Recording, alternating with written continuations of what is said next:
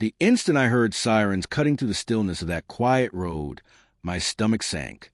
Not out of fear, out of certainty. I knew exactly who had made that call. I was standing ankle-deep in dust, watching the final pieces of my bridge fall into place, when HOA Karen decided today was the day she would try to ruin everything. That morning had started so peacefully. The creek behind my property barely rippled. Birds were noisy in the trees, and my tools were laid out with care. This bridge wasn't some impulsive weekend idea. I'd planned it for months. A simple, solid wooden bridge connecting my driveway to the back portion of my land. Nothing fancy. Nothing illegal. Licensed contractors were on site. Permits were printed, laminated, and posted. Everything was done by the book. I had checked, double-checked, and triple-checked every rule before a single board was installed. And then there was her. She lived 3 houses down. The type of neighbor who treated binoculars like interior decoration. Earlier that morning, I'd seen her watching from her porch, arms folded, lips pressed tight, eyes narrowed like she was tallying up violations. I ignored it like I always did. People like her thrived on reactions, and I'd learned long ago that indifference irritated them far more than confrontation. But around mid-morning, I noticed her striding toward us with purpose, phone already raised. No wave, no questions, just recording. She stopped right at the edge of my property and loudly declared that what I was doing was highly illegal. She accused me of damaging protected land, altering water flow, breaking HOA rules, county codes, environmental regulations. Every buzzword she grabbed, tossed out like confetti. My contractors froze. One of them glanced at me, silently asking if they should stop. I calmly told her the bridge was fully permitted, and even pointed to the permit clearly posted on a wooden stake. She didn't look. She didn't care. Instead, she smiled, not a warm smile, but the kind that says, "I've already decided how this ends."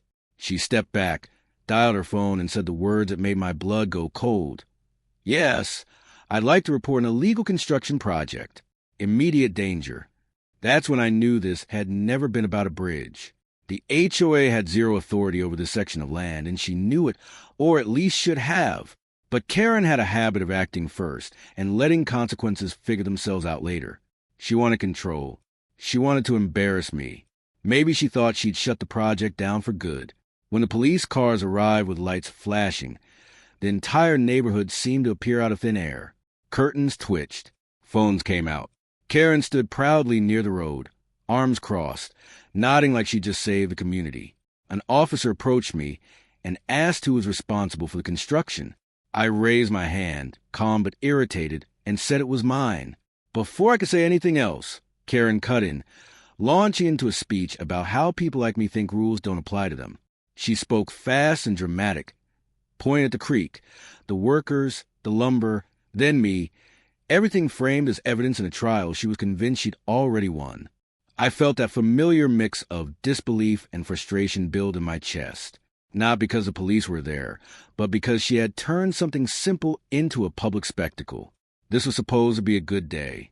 Instead, it had become a standoff on my own land.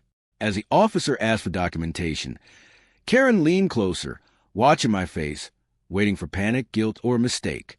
She had no idea how badly she'd miscalculated. Standing there, holding my permit while the neighborhood watched in silence, I realized this was only the beginning of her error. The officer took the permit from my hand and examined it closely. But Karen didn't wait. She never does. She stepped forward again, pointing at the creek like it was a crime scene, her voice rising so everyone could hear. She claimed the water level had already changed, that wildlife was at risk, that she'd spoken to people at the HOA who agreed this entire project needed to be shut down immediately. Every sentence dripped with confidence, even though none of it was true. The contractor stood off to the side, tools lowered, glancing between me and the officers. One of them muttered that he'd never seen someone so certain while being so wrong. I told him quietly to stay where he was. Outwardly, I stayed calm, but inside my patience was wearing thin. Karen wasn't just making accusations anymore. She was actively rewriting reality as she spoke. The officer asked her, evenly and professionally, whether she had any proof to support her claims. She scoffed and waved her phone in the air, saying she had videos, emails, screenshots, an entire file ready to send. When the officer asked to see them, she paused, just for half a second, barely noticeable to anyone else, but I caught it. Then she began scrolling furiously, muttering under her breath.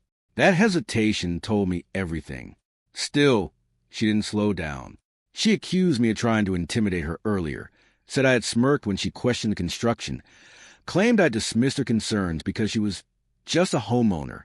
That part caused a ripple through the small crowd. I could feel eyes turning toward me, watching closely, waiting for a reaction.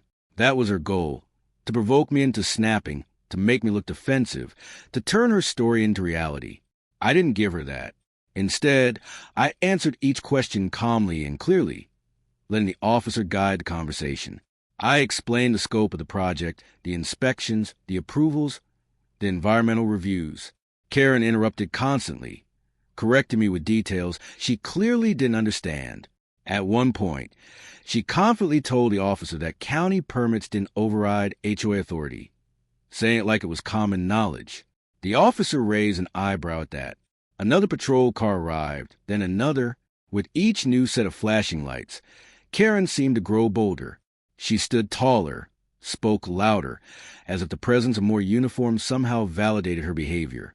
She began demanding that the construction be shut down immediately, insisting someone be fined, arrested, or at least cited. She kept repeating the phrase, set an example, and every time she said it, her eyes flicked straight to me. Then came the moment that shifted everything. One of the officers asked Karen directly if she was officially representing the HOA. She said yes without hesitation. When asked for documentation, she laughed and said she didn't need any because everyone knew she was on the board. That was news to me, and judging by the confused look spreading across a few neighbors' faces, it was news to them as well. The officer didn't look impressed. He asked for her name and identification. Her tone changed instantly. Still loud but sharper now, defensive. She demanded to know why she needed to provide ID when I was the one breaking the law. The officer calmly repeated the request. She complied, but the smile was gone. While this was happening, one of the other officers had stepped aside to make a phone call. I recognized that look, the quiet verification that only happens when something doesn't add up. Karen didn't notice. She was too busy arguing, stacking accusation on top of accusation, convinced that volume could substitute for facts.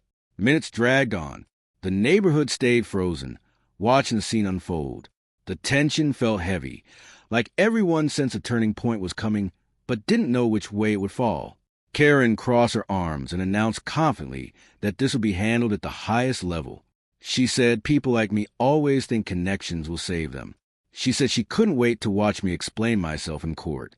I looked at the officer, then back at her, and for the first time all day, I felt something close to calm. Because that phone call the officer was on, it wasn't about the bridge anymore. And Karen had no idea what she just set in motion. The officer ended the call and walked back with a completely different expression. Calm, focused, certain. He asked me politely to confirm my full name. I did. Then he asked if I currently served as a county judge. The entire scene went silent. Karen laughed, a sharp, dismissive laugh. She said that was impossible. Said I was lying. Said people pretend to be all kinds of things when they get caught. She rolled her eyes and told the officer not to let me play games. That's when the officer turned to her and stated clearly that my credentials had just been verified. You could feel the shift like the ground moved beneath her feet. Her face drained of color. Her mouth opened, then closed. For the first time since this started, she had nothing ready to say. She tried to recover, arguing that even if I was a judge, that didn't mean I was above HOA law.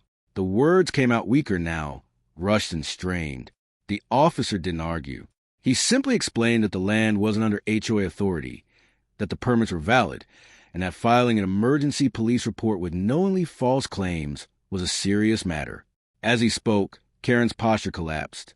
Her arms fell to her sides. Her shoulders slumped. Her eyes darted around, searching for support that wasn't there. Then the real reason finally surfaced. Another neighbor stepped forward and admitted that Karen had been furious about the bridge for weeks. not because of regulations, but because it blocked her preferred walking view. She liked being able to see straight through my property to the creek. The bridge ruined that. It reminded her the land wasn't hers to control. Karen exploded, denying it, accusing everyone of betraying her. But it was over. The officers explained that she had misrepresented herself as an HOA board member, filed a false police report, and interfered with a permitted construction project. Every accusation she'd thrown at me was now circling back to her.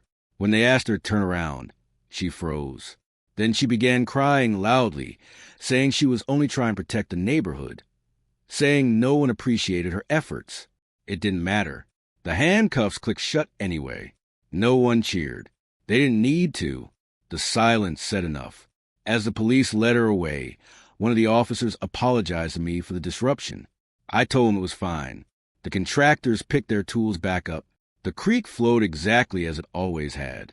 The bridge went up exactly as planned. And as I watched Karen disappear down the road she once tried to control, I realized something important. Power doesn't come from yelling the loudest. It comes from knowing the truth and letting it speak for itself. If you enjoyed this story, make sure to hit that subscribe button.